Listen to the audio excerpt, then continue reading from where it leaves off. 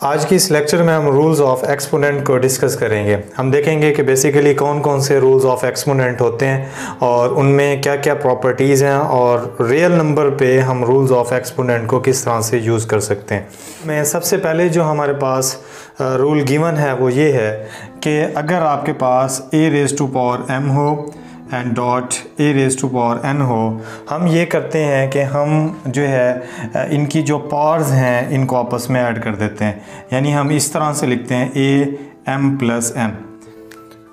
इसमें कहा यह जाता है कि अगर आपके पास बेसिस सेम है तो उनकी पावर्स आप आपस में ऐड कर देंगे। देखें, अगर आप गौर करें यहाँ पे हमें गिवन है a⁻m एंड a⁻n। हमने क्या किया कि इसको लिख दिया am+n। अब इसकी ना मैं आपको एग्जांपल प्रोवाइड करता हूँ कि बेसिकली इसको हम ले किस तरह से रहें, क्योंकि हम शुरू से आप लोग पढ़ते आ रहे होंगे कि हम यूँ कहते हैं कि x को अगर x से आप मल्टीप्लाई करवाते हैं तो x² हो जाता है, ठीक है। लेकिन अब हम इसकी हकीकत को समझेंगे।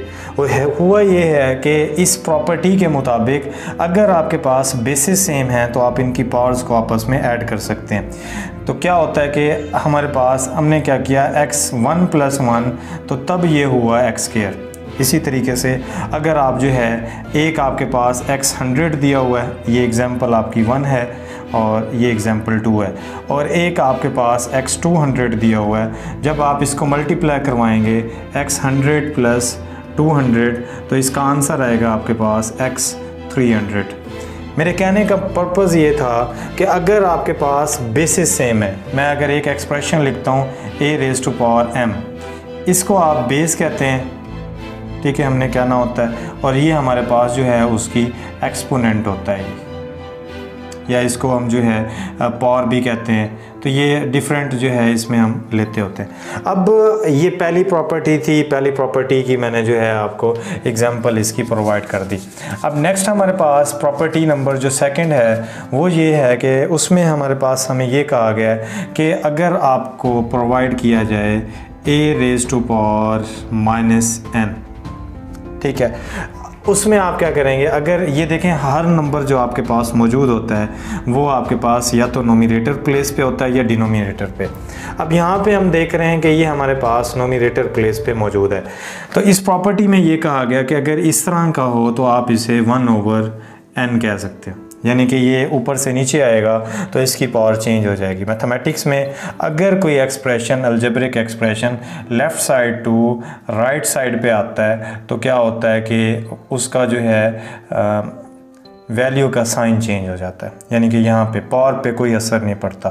लेकिन अगर कोई nominator to denominator and denominator to denominator में आता है तो क्या होता है, उसकी पावर का साइन चेंज हो जाता है।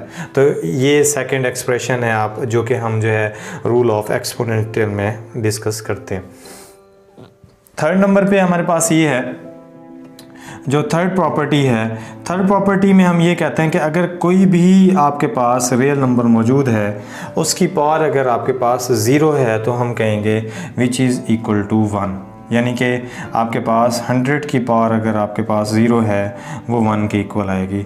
1000 की पावर अगर आपके पास 0 है वो आपके पास जो है वो फिर 1 होगी। यानी कोई भी आपके पास रियल नंबर मौजूद है वो आपके पास जो है उसकी पावर अगर आपके पास 0 है तो हम कहेंगे कि वो इक्वल टू 1 है। एक ये प्रॉपर्टी हो गई।